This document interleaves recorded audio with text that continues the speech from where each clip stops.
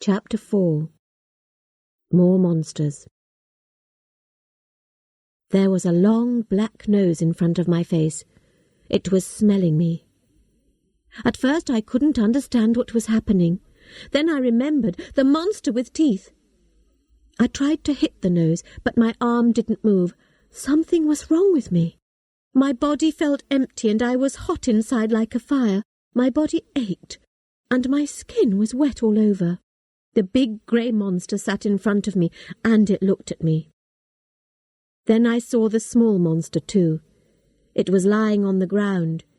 It was hurt. It was very small, just a little bigger than my hand. It had a beautiful soft tail, and it made a sad sound. I felt two different things at the same time. I wanted to destroy it, but I also felt sorry for it. It was feeling pain like me. I didn't know what to do, so I started to cry. The big monster lay down next to me with its fur against my skin. I hated the feeling of its fur, but my body couldn't move. The fur made my skin dry, and I began to feel better. I suddenly felt very tired, and I was soon asleep. I woke up feeling better. I wasn't hot inside and I could move again. The big monster sat down with me. I hit it with my hand, but I still wasn't strong. I didn't hurt it. Then the monster opened its mouth and called, "Woo, woo!" Some time passed. Then more monsters came, more and more. Most of the monsters walked on 4 legs. A very big one licked me with its tongue. It was a hard tongue, not like my soft tongue, but I felt better afterwards. The monster made a noise like this. Eek-aw! There was a very small monster that could fly. It had wings and a long hard mouth. It made a noise like this. Chip, chip. It cleaned my finger where E had bitten me. Cheep Cheep's hard little mouth was good at that. I must tell the truth.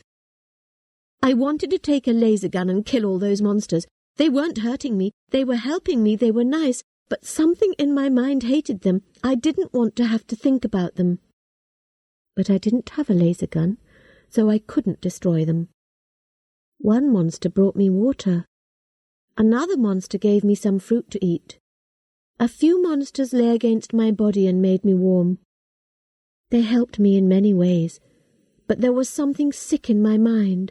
I still hated them. I will try to explain. For 20,000 years the galaxy had belonged to humans. Everything in the galaxy belonged to us. When a new baby comes into a family, the first child hates the baby. The first child wants to be the most important and to keep everything for itself. It is afraid the baby will take things away from it. It was like that with me. I wanted to fight these monsters. I didn't want them living with me in my galaxy. One day 2 humans came through the trees. I stood up.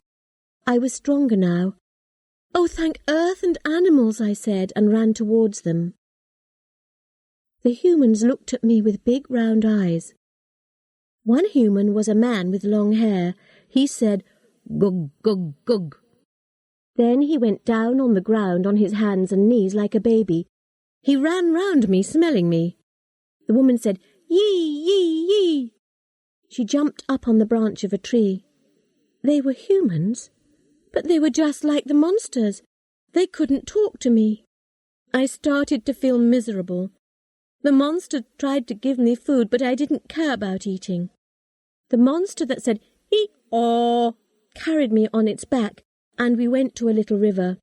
Hee-haw dropped me into the water. I didn't care if I was clean or dirty, but Hee-haw kicked water over me and washed me. The big grey monster that said, "Hoo-woo," was worried about me. I didn't eat very much, and I didn't wash myself. I just sat. One day, Hoo-woo came with Hee-haw. Hee-haw carried me through the trees, and the 3 of us travelled a long way. Finally, we came to a high plastic wall. Hoo-woo pushed open a door in the wall and we went through. On the other side the air was hot and wet and the trees were bigger. There were monsters, but they were different. Hee-haw carried me a long way through this forest. In the end we arrived at another plastic wall. There was another door. Hoo-woo opened the door and we entered a long tunnel.